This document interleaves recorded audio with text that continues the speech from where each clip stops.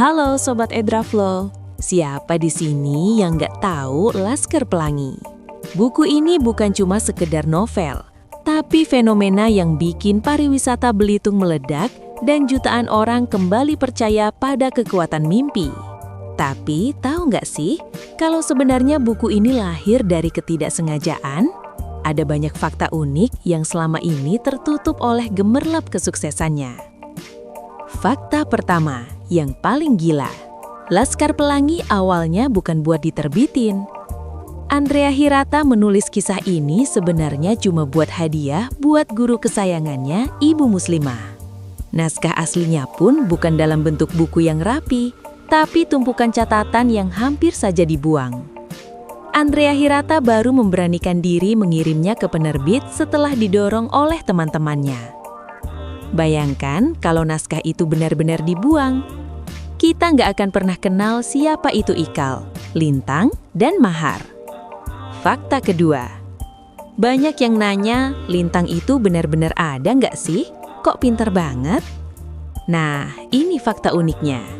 Andrea Hirata sering menyebut bahwa karakter-karakter di Laskar Pelangi itu 75% adalah nyata. Namun, banyak orang mengira Lintang itu dilebih-lebihkan.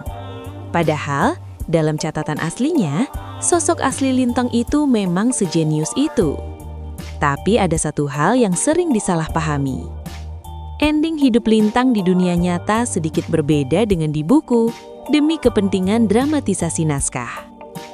Meski begitu, esensi perjuangannya tetap sama, yaitu kemiskinan yang membunuh bakat luar biasa. Fakta ketiga. Dari sisi penerbitan, Laskar Pelangi itu game changer.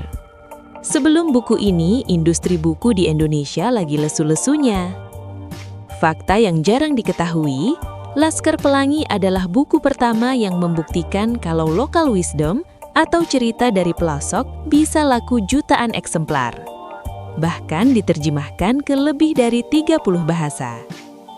Ini memberikan inspirasi buat penerbit-penerbit lain saat itu untuk berani mengangkat penulis daerah.